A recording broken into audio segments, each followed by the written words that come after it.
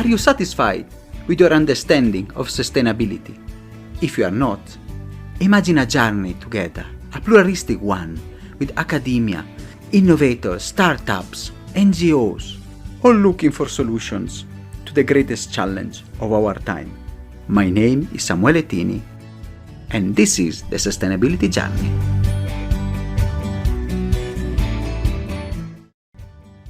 So welcome to another episode. Today we are exploring a really interesting enterprise that is a B Corp, and you know how the podcast has given voice to B Corps in the past. We had Equilibrium and others, and then a B Corp that is focusing on impact in Africa, especially solving issues regarding the consumption and how people they can cook. Let us go and find out with Judith Joan Walker, who is the Chief Operating Officer of African Clean Energy. So thank you, Judith, for being here. I'm really curious to see cooking B Corp, how is it? But before that, can you explain a bit how Judith has become at the helm of one of the best B Corp in the world, and what is your sustainability journey? Hi, Samuel. Thank you so much for having me on the show. It is a pleasure. Yes, you promoted me in your introduction. I'm the COO of African Clean Energy, and I have been working with ACE since 2014 when I joined my brother. So it's actually interesting. I work together with my brother. He is the CEO and I am the COO. And in terms of the sustainability journey, I knew about the problem of energy access and cooking because my parents were living in Lesotho. And we saw firsthand that when people are reliant on biomass for all of their energy needs, when they don't have access to electricity, when they don't have access to improved cooking solutions, that it can be hugely detrimental. You would see it driving through the country, smoke billowing out of the windows of these houses, and we would think that can't be good. So that's sort of where it started, was seeing firsthand with like, that doesn't feel right. It doesn't feel right that we have the technology and the solutions in the world, but that they don't seem evenly distributed. And of course, in every context, different solutions are applicable, but we really thought, hey, the technology must exist. So I joined my brother in 2014. I actually have a background working in film. I was looking to become a film producer, and he said, why don't you come and help me with this campaign? Because we really need to raise a little bit of awareness around this. And we wanted to launch our own product, the S.1. And the S.1 is a hybrid solution. So it has both the capability to burn any biomass without smoke, and it has solar electricity. So that there's an important reason for both, which I'm sure we'll get into. But that was my entry into sustainability. I really like also the experience, people that work and seen the problems firsthand, then they came out with solutions. It's also in the entrepreneurship. So let us dig a bit deeper. You know, what is the problem that you are trying to solve? You have just given some hints. And then, of course, you have mentioned the solution, which is a very innovative one. Yeah, it's good that you're asking. So a lot of people are not that aware of the scale of the problem, but around a third of the world, if not more, still relies on biomass as their main source of energy. And a lot of us, when we think about energy, we're actually thinking about electricity, right? My light switch, click, click, and my kettle and my microwave and these different things. But some of those are thermal energy. So heating things up takes a lot of energy to achieve. And so where an LED light bulb can be powered with a bicycle dynamo, if you want to boil a kettle of water, you need significantly more energy. And in a lot of the regions where we operate, there simply isn't the electrical capacity to meet that energy need. In fact, I live in Amsterdam. That's where I'm based from. And even I cook on gas, because if everybody in Amsterdam was cooking on electricity, the grid wouldn't be able to handle it. Right? So first of all, there's a lot of confusion around that. So a third of the world still relies on biomass. So that's wood and agricultural waste, and sometimes things like cow dung, and they burn them. And if you burn this to cook on it, it's very dependent what tool you're using, how efficiently you're burning. And that goes anywhere from literally an open fire, like a bonfire, a campfire, right? All the way through to solutions like ours, where you're fully combusting the biomass. So you do have to have a little bit of an understanding of what is fire. So we have fuel, heat, and oxygen. And if that mix is perfect, then you don't get smoke, because smoke is just unburnt biomass. You don't get that particulate matter that is so bad for health, and all of these different things. We're talking about the efficiency of burning biomass, right? That's what we're really improving here. And then there's access to electricity for phone charging and LED lighting and things that also is lacking, and creates a huge sort of gap in access for the households that we're looking to address. So what does this contribute to? I mean, outside of just absolute environmental disaster. So we're talking tons and tons and tons of CO2 because of inefficient biomass use. We're talking really rapid deforestation rates, especially in sub-Saharan Africa. One of the leading causes of deforestation is household energy use, but also around 4 million people a year die from household air pollution, breathing in the particulate matter of unburnt biomass fuels. It ties people to a cycle of poverty. Believe it or not, if you have very little energy access, it's very expensive. So if you're walking to the shop to charge your phone, or you have to buy candles or paraffin or batteries, these things add up to a huge percentage of overall income. And we're talking, 25 to 50% of the household income is being spent on energy, which is insane. Imagine if our bill here in Amsterdam, if my bill was half of my income was energy, that would be insanity. So poverty and health and environment, but also just disproportionately affecting women and girls, because the responsibility of gathering fuel tends to fall on them. The responsibility of cooking tends to fall on them. There is a very long list of very negative impacts just around insufficient access to energy and electricity. Thank you so much, Jude. When you were talking, I recall my experiences going around in Kenya, entering the house with the so-called 3 stones and the smokes, and sometimes your eyes can start burning and you start choking. And this is the experience that especially women and girls also every day they have to suffer. And what is called the time poverty, the people they have to go and walk for longer distances, and of course the anthropic pressure to the forest. It's a very strong case, which is sometimes is often overlooked for people that are listening to it, maybe in the, let's call, Western world or developed world, but it is crucial, and especially also for the carbon emissions. So now, looking at this problem, you brought this new solution that you have mentioned.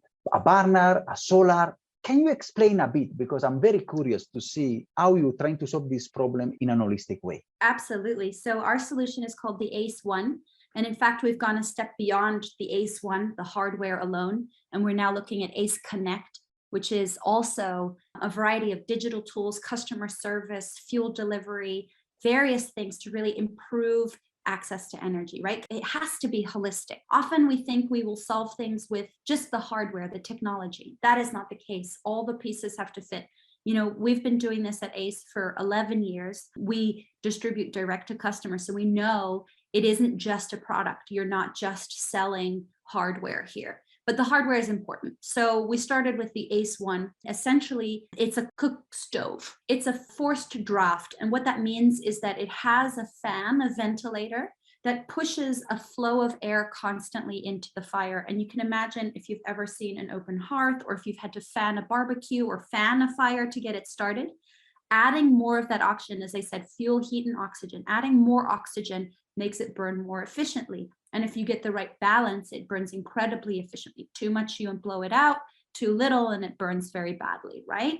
So what we did is, the idea behind a forced draft is that you have the exact right airflow constantly going into, we have a ceramic burning chamber because it retains the heat. It means that things are combusting very quickly when it enters the burning chamber, and then combusting completely. So then you don't have that smoke. You have significantly less particulate matter that is being released. And these are really important things when we're talking about the use of biomass for energy, right? The main idea was we have to have something that works anywhere, that burns the right kind of biomass, so dry biomass, hopefully waste biomass, and not a big old chopped tree, but small pieces effectively and very, very efficiently, that it is a pleasure to use, that it works anywhere, that it is affordable. SDG 7 is the affordable and clean energy, right? And I think that is often ignored. So how do we balance this technology versus affordability when we're looking to address quite a population that really doesn't have a lot of disposable income?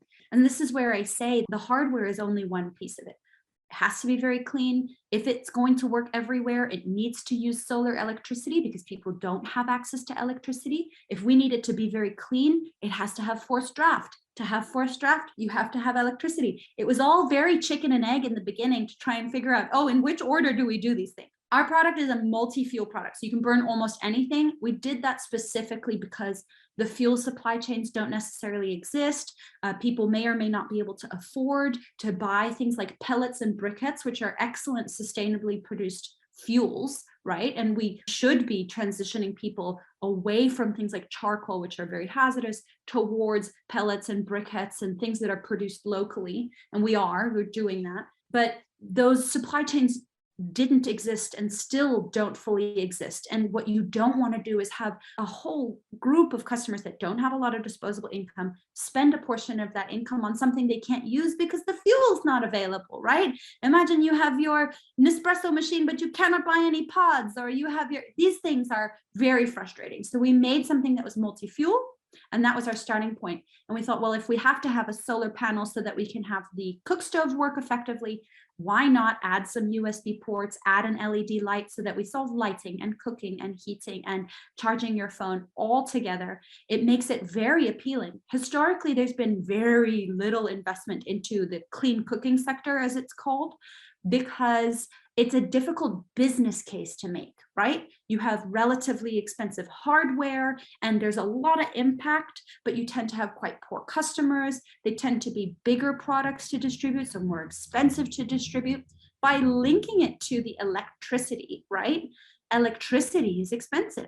As I said, people are spending up to 25% of their income on even things like candles and batteries, right? So that is how we linked a really solid business case to a really solid impact case. And again, by following that up with all the right services. So we're talking fuel delivery, which is a recurring revenue stream. We're looking at monetizing externalities. So, this impact that is being created is worth something to many people, especially if you look at carbon offsets, right? How do we use those additional revenue streams to work on that affordability part, right? Because the quality, we have to maintain the high quality, because otherwise you don't achieve the impact. If it doesn't work, if it breaks, if it's not nice to use, if it doesn't burn efficiently, right, you lose all of the impact that you're generating. So by being a mission-driven company, we had to have all of those pieces align. I like your passion. I mean, you can see we had several startups and entrepreneurs that are driven by passion and making an impact. And we will discuss also the case and the work you are doing, because it's really impactful. Let me ask you, and which is your business model? You have discussed about, of course, the offsetting, and then you have preempted one of the questions that was coming to my mind and others. What is the model? How, let us say, a farmer can access this? What is of course, the benefit and the impact to the farmer? And of course, how you can maintain the profit to sustain your enterprise? It's a very good question. And it's one that's been in development for 11 years, right? I mean, this is the thing. It takes time to develop. We thought, if you make the best hardware in the world, it will sell itself. Not so. We went from hardware to hardware and distribution to hardware distribution and pre-financing, etc. Essentially what we do now, we have in-house sales teams or partners, but generally it's our own in-house teams. They demo the product, they show clients, they decide for themselves whether they want to purchase or not. It is available on a credit contract. The device can be activated, and we do in many areas, as pay as you go. So essentially, when you make a payment, it adds time to the usage. If you don't make the payment, then it switches off. We've integrated digital technology essentially for loan management and making this accessible to even the most high-risk customers to lend to. So they sign a credit contract, they're able to purchase it and pay it off, 10 to 18 months actually is the length of time. And we also make sure that there's maintenance services available. We're looking at fuel delivery, so making sure that we do start to provide those supply chains of sustainable, locally produced biomass fuels. If anything goes wrong, we have to fix it, of course. All of those different elements to make it essentially energy as a service. that is how we interact with our customers. And what's important is it is exceptionally difficult to have a scaling business on hardware alone. And that's why I mentioned the need for things like recurring revenue streams. And that's where the fuels come in. Now, of course, again, the challenge there, making it incredibly accessible and affordable to the end user. So biomass fuels that are very affordable and accessible to the end user. And we're looking at a recurring revenue when we look at carbon offsets. And the nice thing about the carbon offsets is it's really the only revenue stream that isn't coming directly from the end user. So you say, what model and how do you make sure that you're maintaining that level of impact? What I love about what we've built in our model is we're only measuring and monetizing carbon offsets based on actual usage of the customer. So if they stop using it, and we can measure this, right? With the digital technology, we have a microprocessor in the product. It's linked with a smartphone. So it's essentially Internet of Things, right? We can measure actual usage. And if they stop using it, we also stop measuring carbon offsets. And the reason why this is so important is a lot of the difficulty in the distribution is how do you keep the end user central if they aren't the ones paying for it? And we see that with development work, we see that with heavily subsidized products, that you start to have to cater to the funder as opposed to the end user, right? This is the nature of the world. You have to keep the person who's paying happiest because they're paying for it. What I love about our model is not only have we historically kept the customer central by, yes, making it affordable, credit and microfinance, etc., but keeping them be the main source of revenue. Now, with this external source of revenue, we're still keeping them central because if they don't use it, we won't generate that source of revenue either. And it's super, super important because as a mission-driven company, you know, even as we scale and grow, it becomes more and more difficult to totally align to your own mission, right? And by having modeled it this way, not only will every carbon buyer appreciate that this is an already generated offset, we have super transparency, data, everything to back it up, right? But also we're keeping our customer central. If it doesn't work, so it's broken, they need maintenance, it's in our best interest to fix it as quick as possible because not using it means not offsetting carbon. It means that you're reverting back to old methods, right? So if something breaks down and then you start using charcoal again, then all of our progress is kind of brought back to zero, right? So this is how we keep the customer, the end user, absolutely central. And it's how we've totally aligned our impact and our mission to the business model. And that's something that I'm super proud of. It's really interesting. I've seen, I think, a lot in my experience, and even me, I know how this gold standard, carbon credit, and with stove. And I think what you said, I really like the points, you know, where the money is, you have to please. And sometimes I've seen a lot of projects that were pegged by return on investment for the investors rather than looking at the end user. And this is really in price of carbon and all discussion. Interesting your point and how you're putting the user that is also a vulnerable person, because we are talking about communities in area, disadvantaged area and rural area, which has to impact their life and change their life. Before going to maybe the broader business and discussing, you know, have you integrated this mission broadly, to go and looking more to your beneficiaries and asking which impact story, if you have, or which impacts you have done so far in which country, because we have not discussed which countries have you targeted in your work, because so that we have a bit of geography and of course also the impact stories of the S.1. Sure. I mean, in terms of geographies, we started in Lesotho. That's also where the company was founded. That's where our flagship factory still is. And we've now expanded also to Uganda, Kenya, and Cambodia. And we have a partner in Mozambique. We're actually building a factory in Uganda. We now also have a factory in Cambodia. We love manufacturing locally. We love job creation. There's a lot of reasons to build our model around that way. So very excited about that.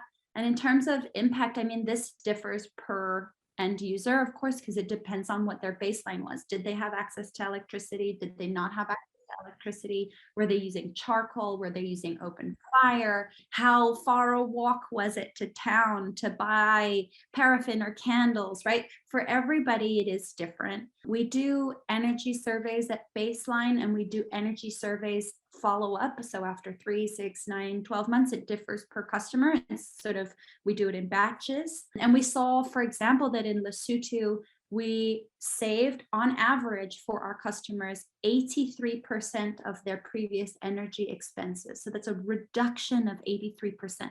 The fantastic thing about that is that when you then look at the repayments that they're making to us, they're saving money from the moment they own it. Because if you're reducing their costs by 83% from the moment they have it, the product's paying for itself and you have money left over. So even when you're paying it over time, essentially it's paid for itself before the loan is even finished paying, right? That's really exciting. That's what we mean by making it affordable, is that that balance has to be right. We also saw that, I think it was 96% plus of customers that were buying paraffin stopped buying paraffin, which is quite a dirty fuel. It's quite an expensive fuel. Lots of fires are caused by paraffin. There's lots of accidents with children accidentally drinking paraffin because it's a clear liquid. It's often resold in plastic water or Coca-Cola bottles, right? Lots and lots of issues. No one's a real fan. Love seeing that such a high percentage completely stopped purchasing it after they had a better alternative for lighting and heating, because it's also often used for heating in Lesotho. Yeah, I mean, that's just some examples of the impact I get excited about. No, that is really interesting and important. Those kind of impacts are very high. I've witnessed this. If you solve the energy problem in a holistic way, especially at the household level, especially for vulnerable community, you really make an impact. And I can imagine, I trust you because I've also seen in some other intervention I did. It's really one of the most crucial area where you can impact communities and save lives, especially the mention the paraffin. Not just lives, because I have to point out something that I wanted to mention earlier is disability affected life years. So this is a metric that I believe the World Bank also uses. Essentially, it's not just whether you live or die, it's how sick are you and how happy are you and their quality of life, right? So one of the reasons I think that people largely ignore this as an issue is it's not about acute illness, right? It's long-term lung and heart and eye health. So it isn't as immediate or as tangible as things like malaria or the like, right? But the fact is, this issue, household air pollution, has been attributed combined, as I said, over 4 million deaths a year, which is more than HIV, malaria, and TB combined. But if you were to compare the level of investment made into each, I think it would be really quite shocking to see the difference. And I'm not saying don't invest in those things. Oh my goodness, no, so important, absolutely vital. And I do think, everybody has the right to medication and healthcare. And in fact, I think it should be, affordable, if not free, for everybody. The fact is, this is largely ignored because it's not acute. And even if it only ruins your life, what is the measurement for just ruining your life because you have severe COPD or you have severe cataracts because you constantly had smoke in your eyes? There's all sorts of things that are linked to this. And it isn't just lives, it's also quality of life. And I think that is also something that everybody deserves.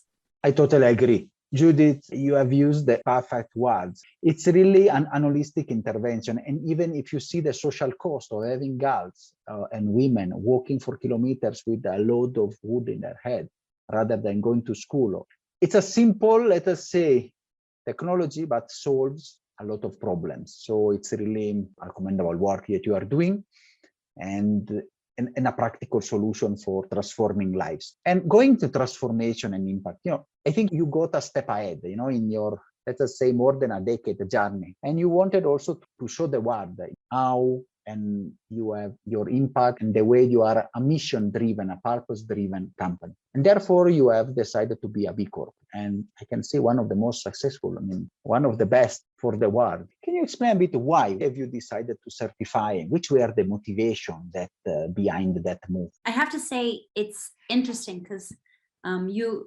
mentioned earlier that some companies are born a B Corp, right? We went through certification, we've certified, we've recertified. In fact, we increased by over 30 points in our recertification.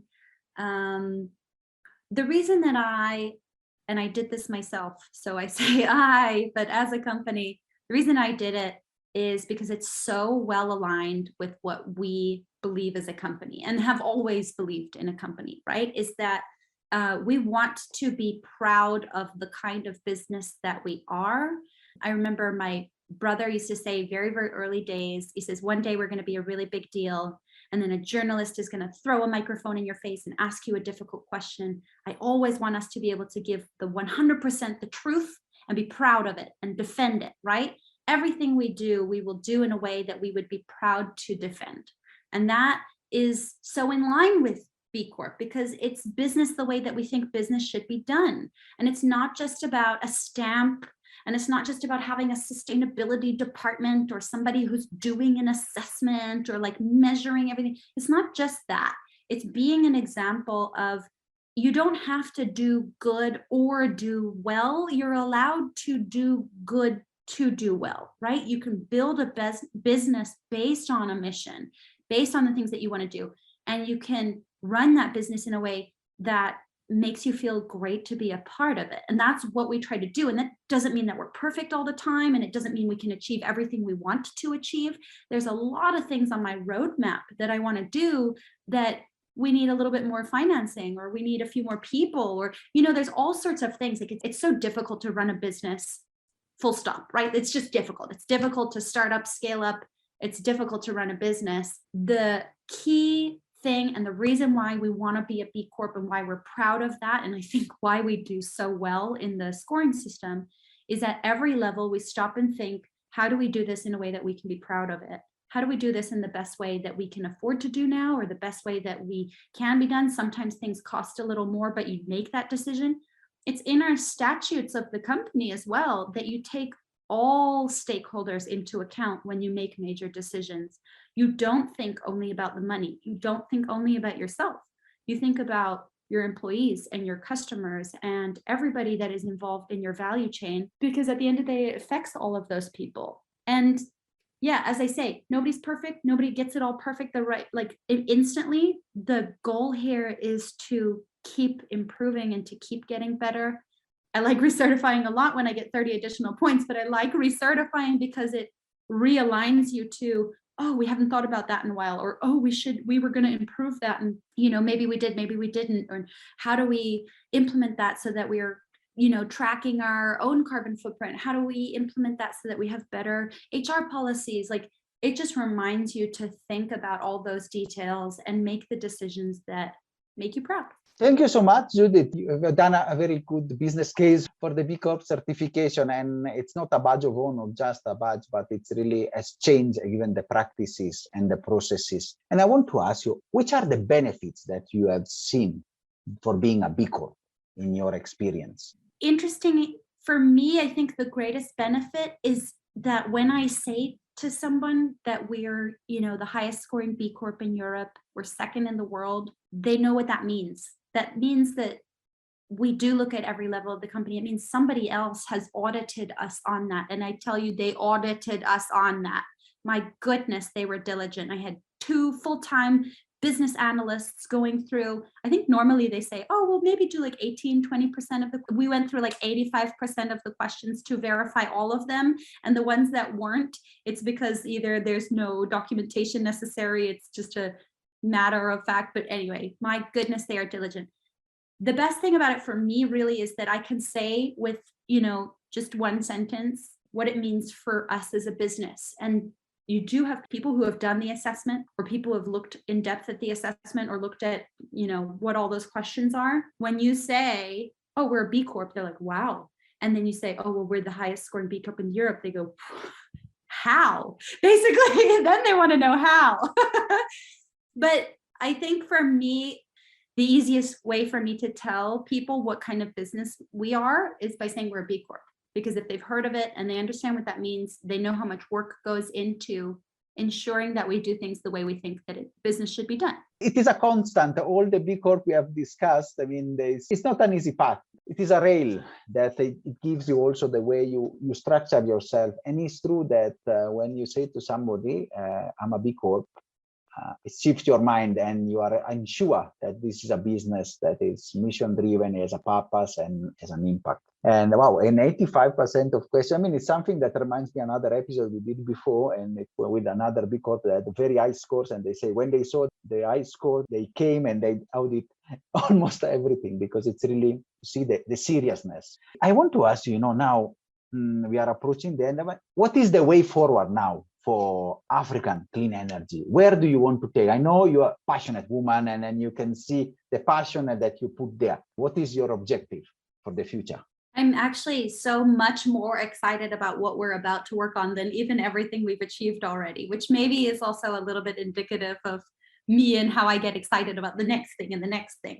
We have basically now built ourselves a model and the systems and the digital technology to really measure our impact very effectively and monetize it, right? And I'm very excited about that because it aligns everybody in the business to the mission. We actually have like the one metric that matters in our company.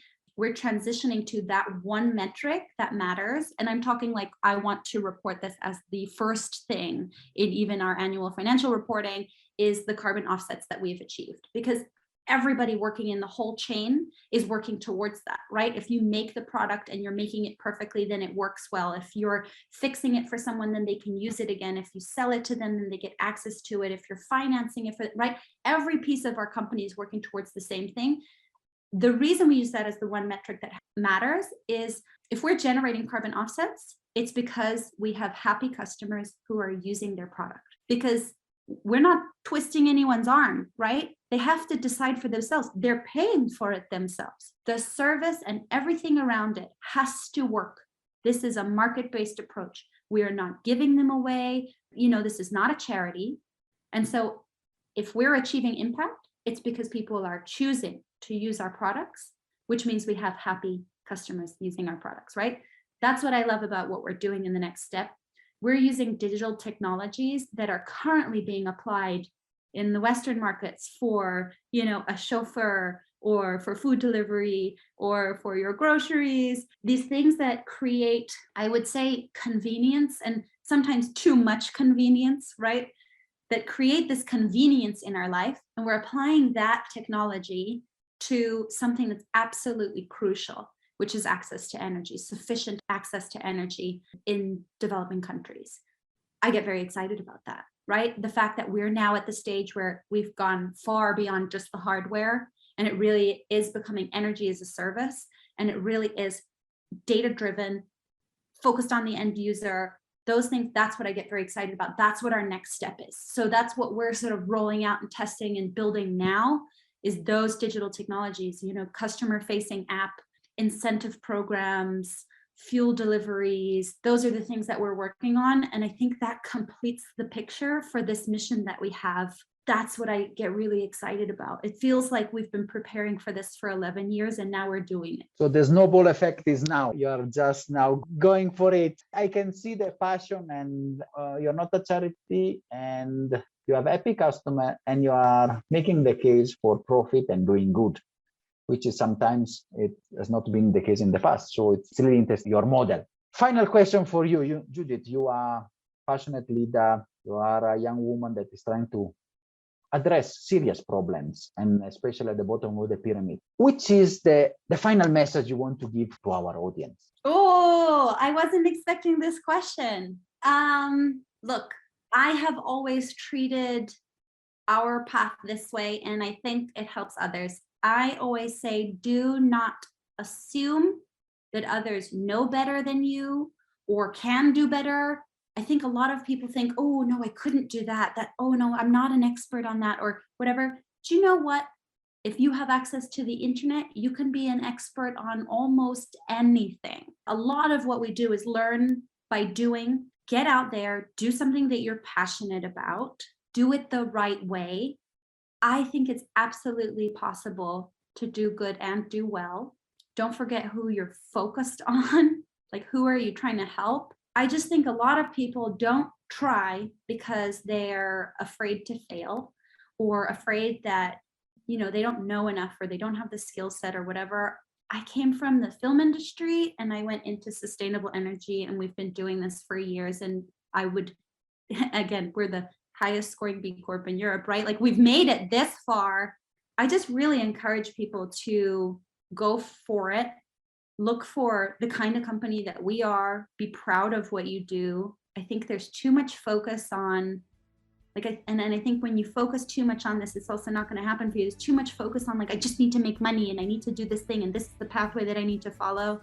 And it stops people from doing things that they're really passionate about. Don't assume that others know better or know more, or just go and do something that you are really passionate about. As you have done, because I can see the passion that is transpiring for your wording and the way you talk.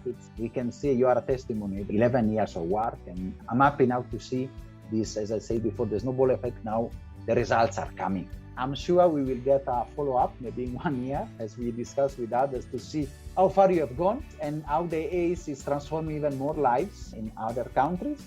And I want to thank you for your time and for your passion, and it has been a real pleasure to having you. Thank you, Judith. Thank you so much.